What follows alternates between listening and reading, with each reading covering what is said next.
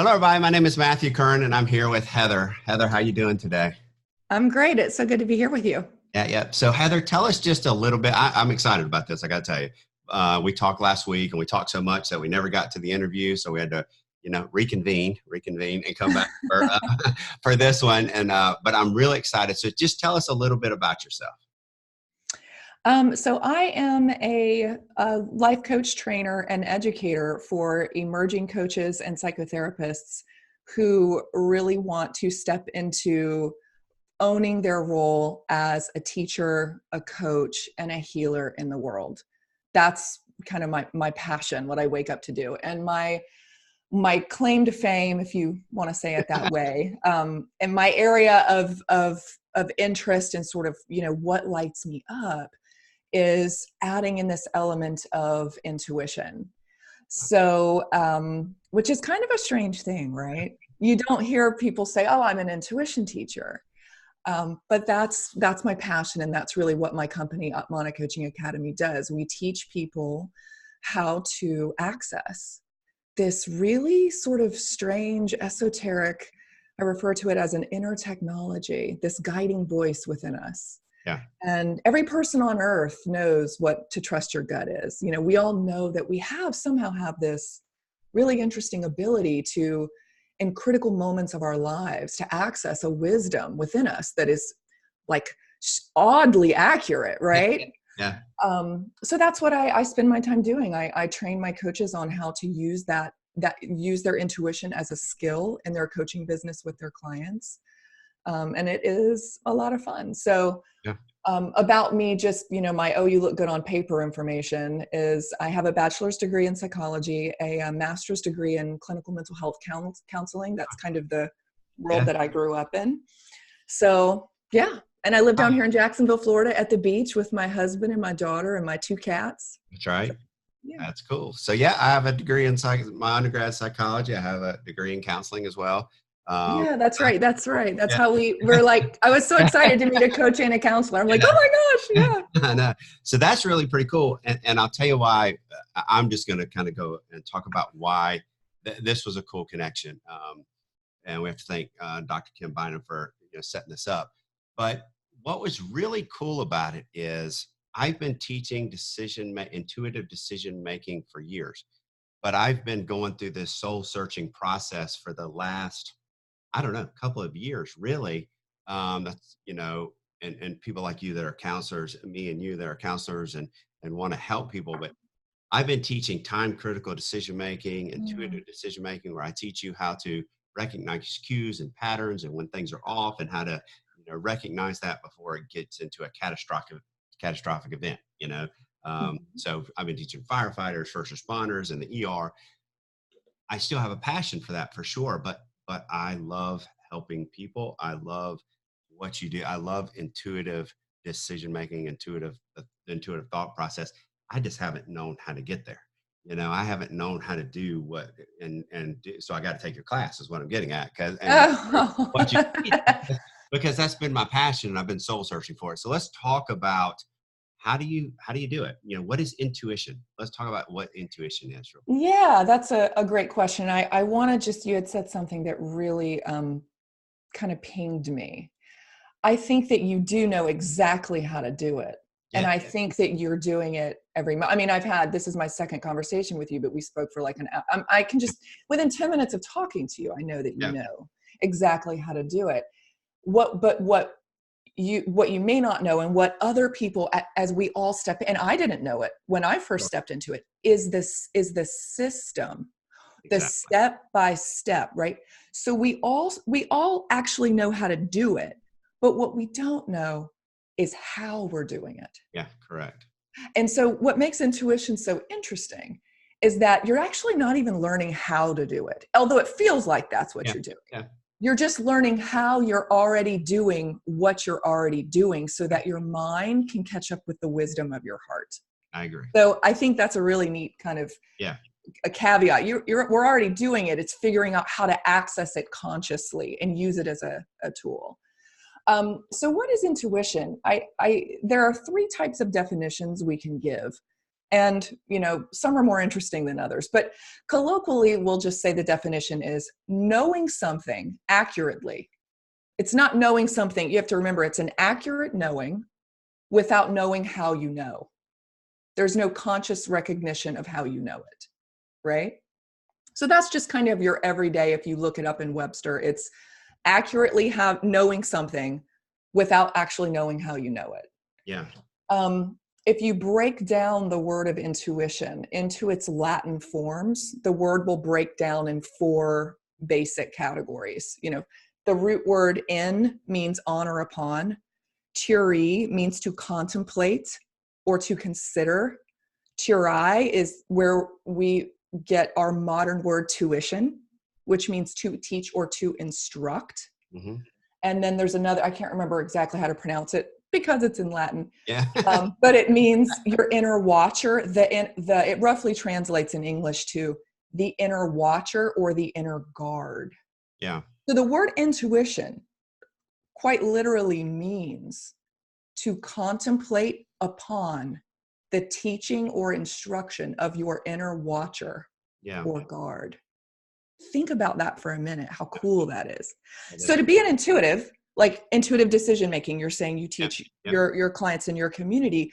What are we really saying? What we're really saying is we are individuals who recognize that there is an inner brilliance. There's an inner something in here that, and we can use spiritual language. We can say it's God. We can, we can use scientific language. We can say that electromagnetically we're tapping into the quantum field, like whatever. We can talk about it. However, that all of that language, in my opinion, is accurate and real.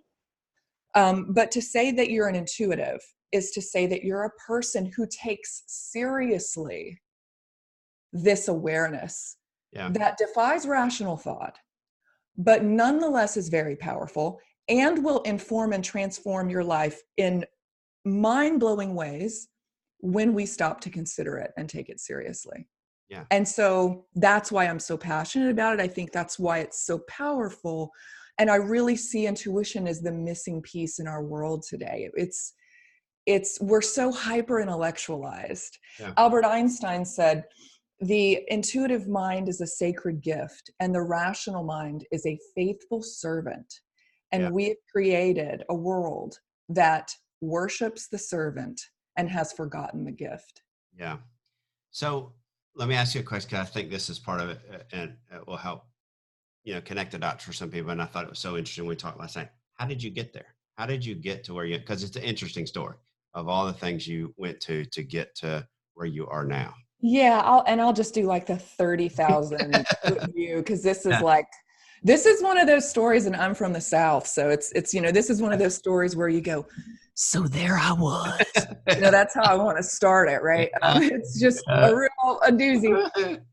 But long story short, I was raised in a very conservative religious home here in the South. And, to some extent, I would also describe it as cultish. It wasn't healthy. I'll just say it like that.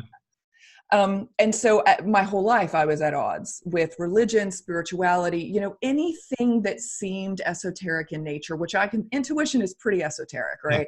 Yeah. I was always at odds with that. In my 20s, I, went through this atheistic period. I was a hardcore materialist, right? Like if I couldn't touch it, see it, smell it, if it couldn't be proven by science, I didn't want to have anything to do with it.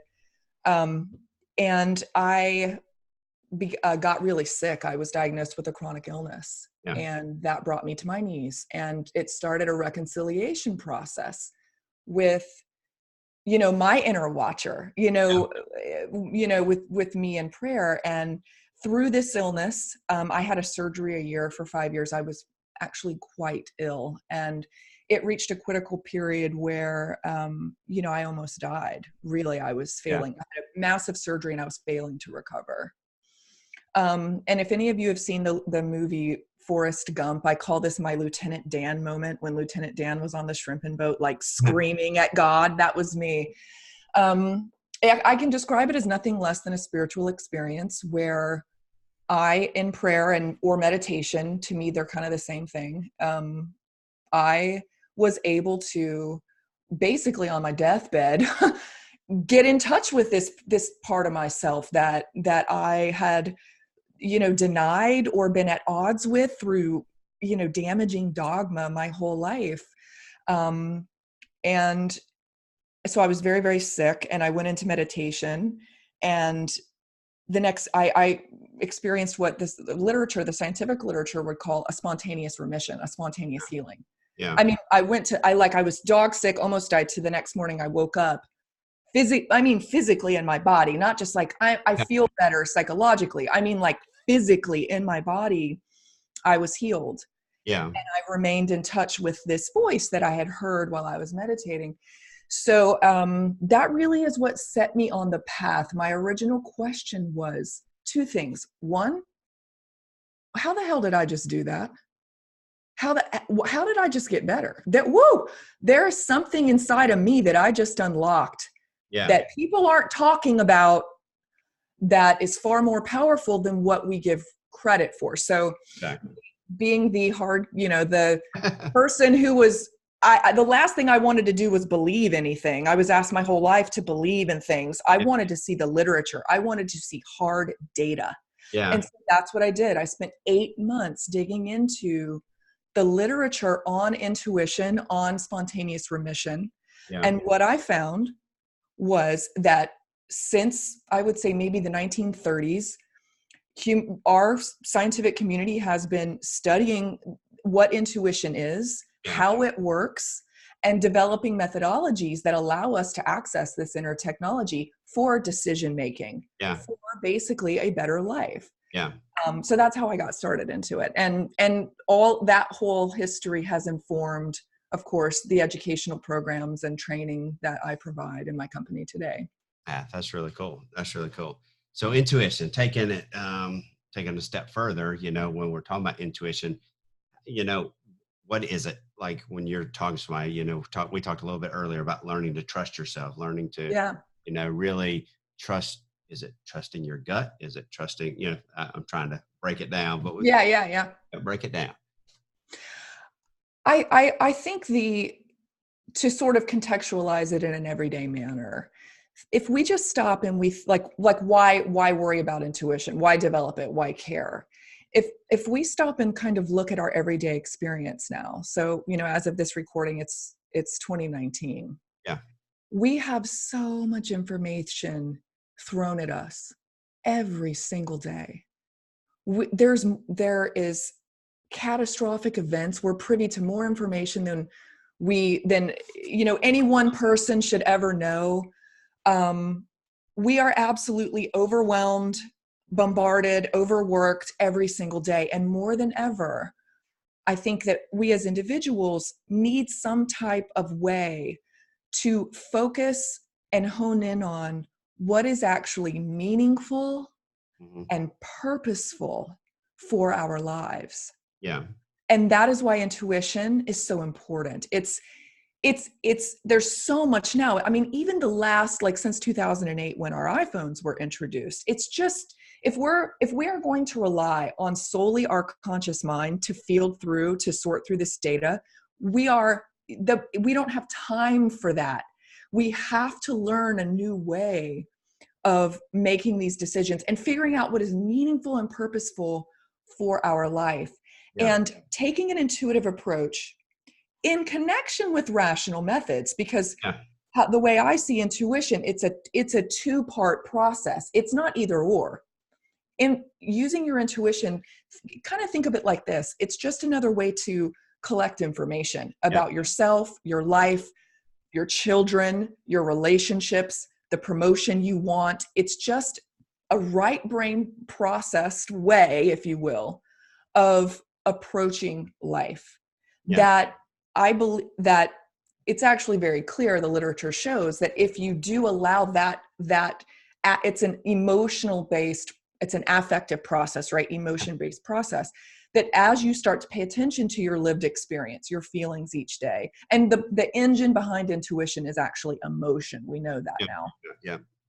As you start to pay attention to that, you are better able to know yourself, trust yourself, and lead and guide your own life in a way that's purposeful and meaningful to you and your family.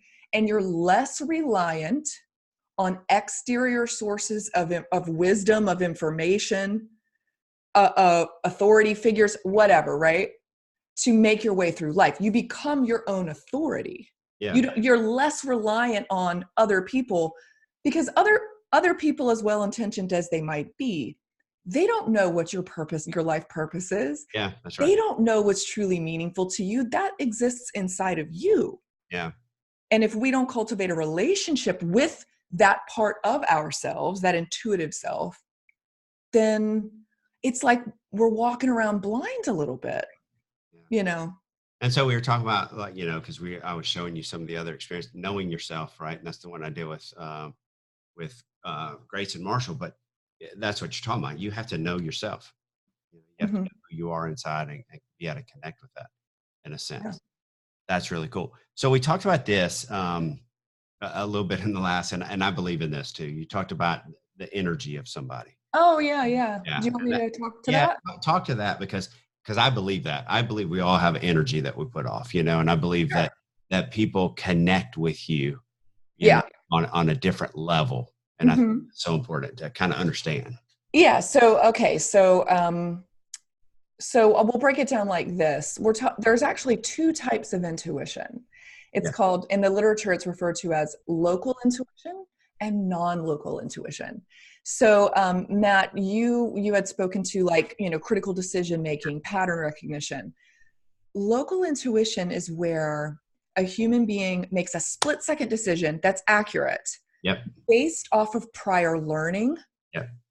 So you actually do know, you've had lived experience in life that is about to inform this seemingly intuitive decision, right?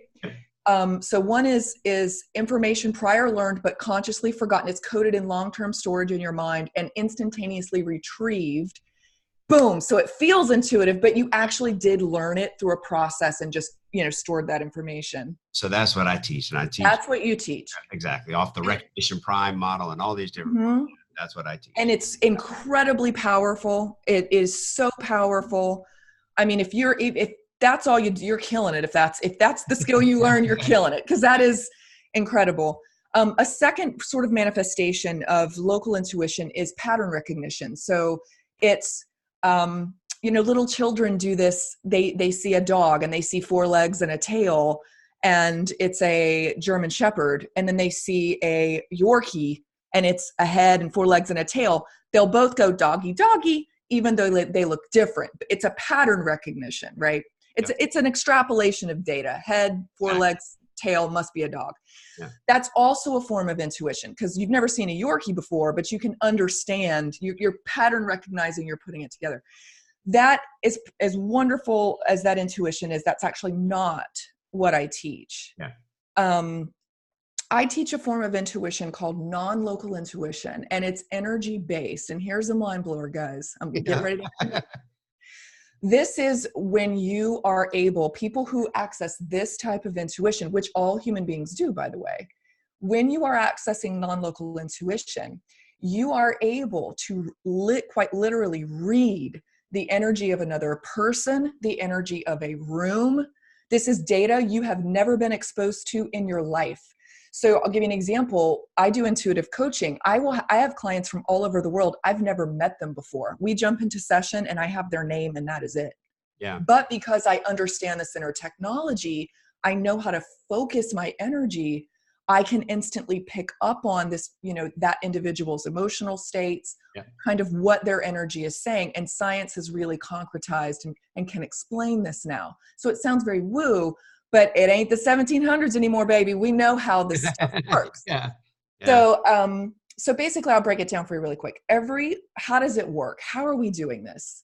So I always ask this question. Have you ever walked into a room or met a person where you were instantly repelled or attracted? Oh, absolutely. Exactly, right? Like everyone listening to this right now is going, yeah, absolutely. Right? Like, yeah, totally.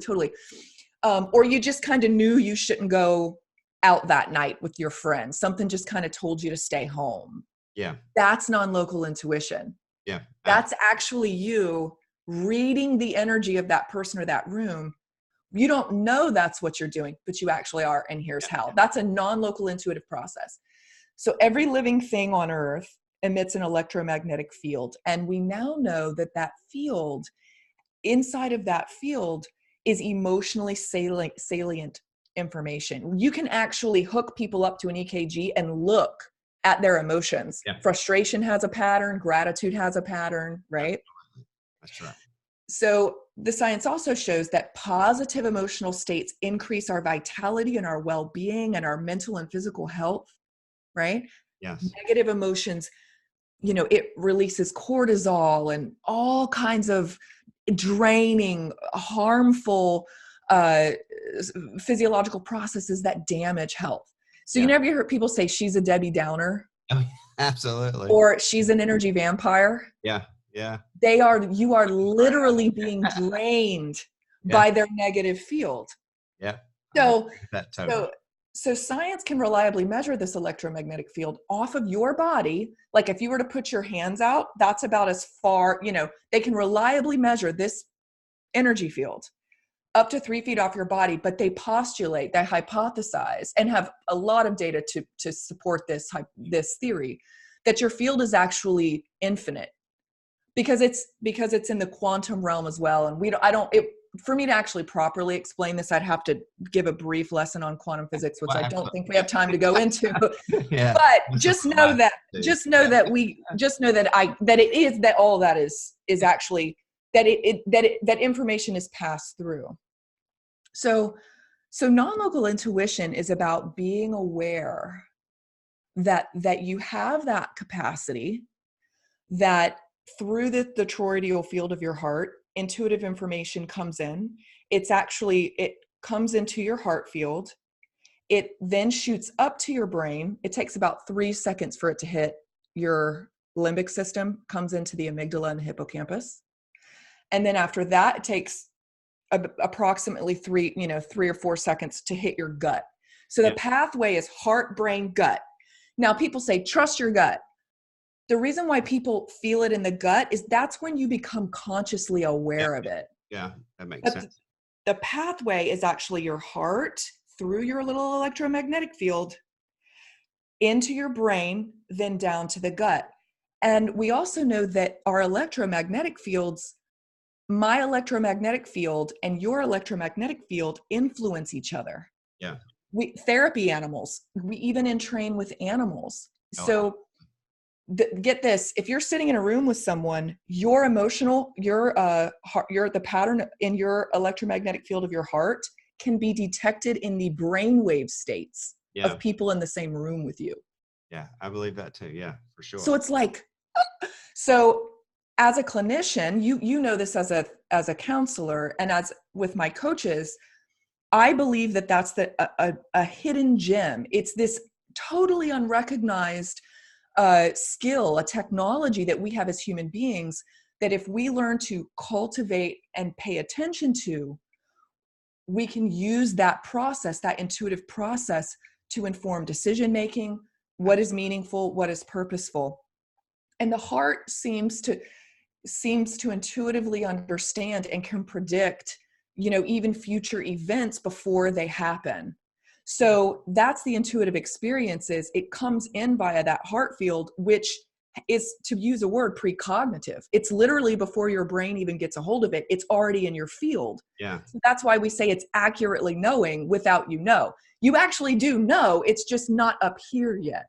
Yeah. Because we haven't been taught how to use this technology. Absolutely. Does that make sense? No, it totally makes sense. And I told you the story last time is, I've been working and teaching this other way, and which is good. It's very relative for that particular thing. But when I would get done speaking at a conference or teaching wherever I was teaching, and people would come up to me afterwards and they'd say, "Hey, Matt, hey, can I talk to you?" And I'd be like, "Oh yeah, sure, you can talk to me."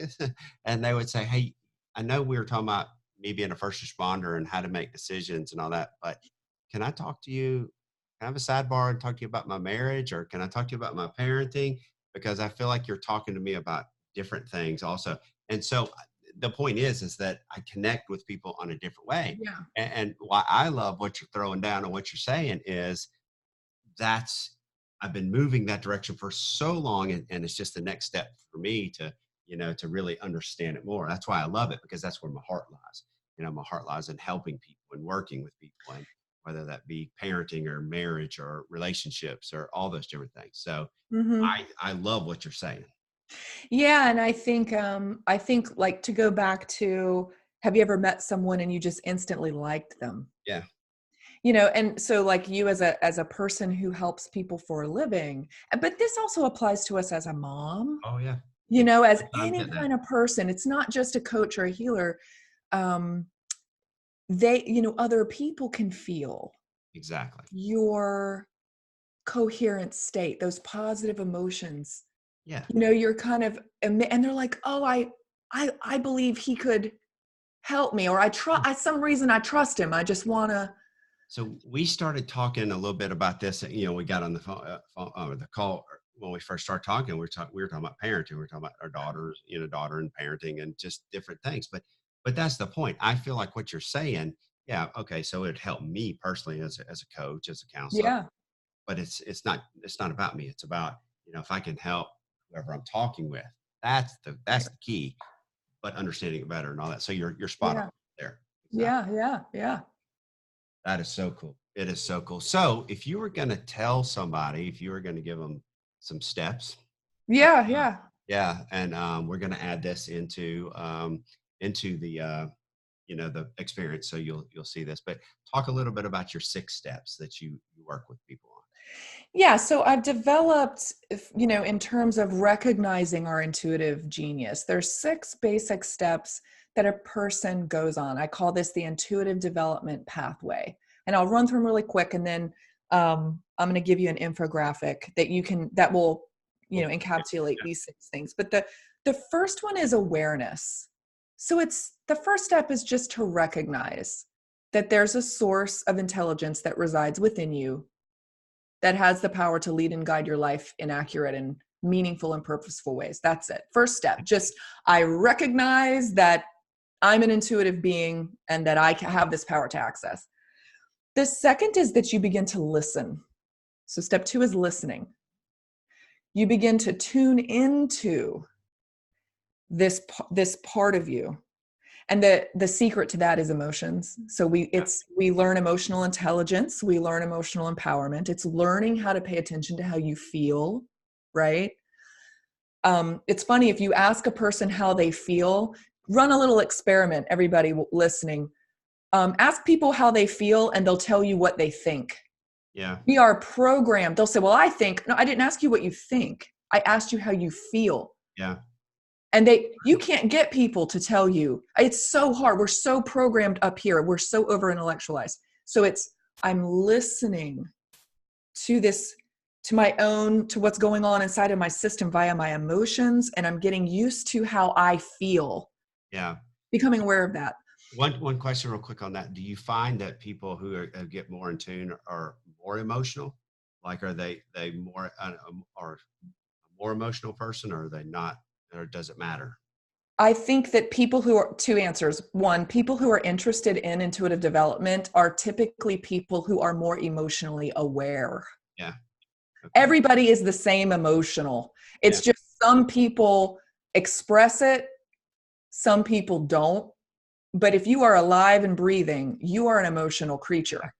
Just because we don't, our affect might, right? Right. I mean, it's, I love Joe Rogan. I don't know how many of you like him, but I was watching, he's one of the toughest guys in the world. And he was crying on a podcast interview the other day. Yeah. It was like, wow, this guy all of us are these deep emotional beings. So what I would say is, one, I think people who are kind of interested in this just typically are a person who's more aware of their emotional experience. Yeah. I will also say this too. They're also people who have more emotional command. Yeah. If you become an intuitive, if you start using these 6 principles, you start doing intuitive development, you are going to be so in control. And I don't really like the word control, because to me it has a negative connotation. You're not controlling, but you are in command of yourself. You learn real quick how to pull yourself out of negative emotional states It's a very empowering thing. Yeah. So I think we are more aware, and we're also more in command, which is what everybody's after. Yeah. Yeah. You know, we can spend 2 minutes angry, or we can be angry for 2 hours, or we can be angry for 2 minutes. You pick. Yeah, that's right. Absolutely. Yeah. So the third is trusting. So first we become aware, then we tune in, we listen. The third is we begin to trust this inner knowing. I don't know why, but I just think I should, move to the mountains. There's no reason why. I don't know. I just feel it. I feel it. It's been on my heart. It's been on my heart. Yeah. I love that. Yeah. So you begin to rely on and trust your intuition to make essential decisions. It's an essential component of your decision-making process, right? This non-linear style, right? The fourth is acting. So you begin to behave.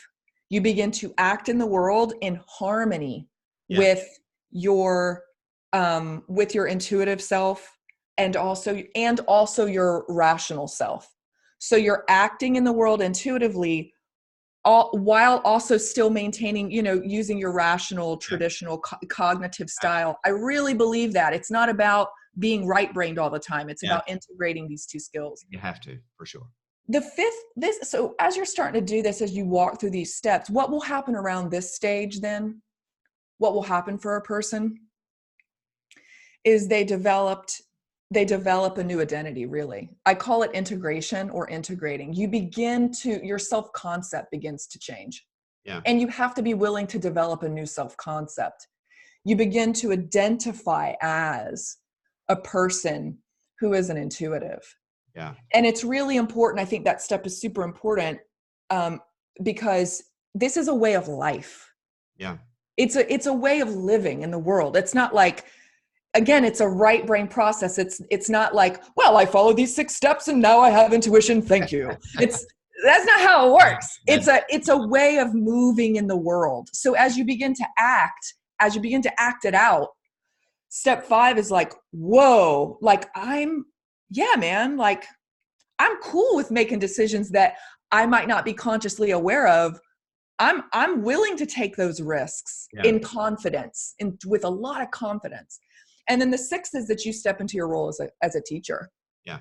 Yeah. After you really, after your identity shifts and you're really using these skills in your everyday life, you don't have to have it mastered, but you're just living in that manner. You really develop, I think, a strong desire to help empower other people into their own inner knowing and to help them unlock this inner potential as well. So those are the 6 steps. That's cool. And that'll be, we'll put that in the experience so everybody can have access to that infographic and kind of look at it and study it and understand it, which is good. So all right. So last thing that we'll do is, if you had one piece of actionable advice, this is a deep question, what would that be for somebody? It's a movie quote. Yeah. I grew up in the 90s. That's right. All I did was watch movies and quote stuff. Yeah. There's a line in the movie The Last of the Mohicans, and this relates to intuitive development. Cora, one of the main characters, she's given a proposal of marriage by this, really well-to-do British officer. And of course, by all rights, she should say yes to this guy because her dad likes him, like she's nuts to turn this guy down. But there was a line in the movie, she says, she is about to tell this guy no. And the line is, I would rather make the gravest of mistakes than surrender my own judgment. I would rather make the gravest of mistakes than surrender my own judgment. My piece of advice, I'll say this, what I would wish for everyone listening is to develop a constitution that is totally resistant to betraying itself. To say, I would rather fail and go down in a blaze of glory, trusting my own heart, than succeed in life living a lie Yeah. or Yeah. doing what other people tell me. Have the courage, take the risk, Yeah. jump off the cliff. And you know what? If you're not right, if it doesn't work out the way you think that it should, first of all, what do you know anyway? What do any of us know, right? Yeah, Like that's right. most of the times our greatest mistakes end up being the blessings in disguise. So what I would wish is that you in your life begin to understand that nobody can tell you the answers you're seeking for. No one knows but Absolutely. you. Yeah. And so make mistakes. Get out there and be bold. Yeah. Move. Take a chance on yourself. Bet on yourself, man. Exactly. In the very least, you're going to have one hell of a time. Oh yeah, and a good story, and you can write a good book, on the backside. So that's what I would say. I would Yeah. say be bold. Trust yourself, man. Yeah. Go try some stuff and trust your heart. And no matter what happens, know it's the right move. Well, that's solid advice. I love that advice, because I think that we all need to live by that. Life is not it's not a checklist. You can't go down Yep, and say step one, step two, step three, and it all turns out good. that's right. Step one, step two, oh, that didn't go so well. Learn from it and move on. Mm-hmm. That's really it. So that's perfect. Mm-hmm. Well, Heather, thank you. This will be one of many that hopefully we'll have, and we'll do some more. So I really appreciate you coming on and doing this. And Thank I'm you. gonna learn more. I'm gonna take your class, No. and go through that. Literally, I just love what you're saying. It's the next step for me. I think Yeah. it really is. So Well, thank you for that. It's an honor. I appreciate you saying yeah, so. yeah, Yeah. it's exciting. All right, so you can find out more about Heather in the lessons learned. I'll link out to her website and all of the different ways that you can get to her and follow her. But yeah, it's been wonderful. So thank you. This is just the first of many, like I said, and we'll do it again. Thank you.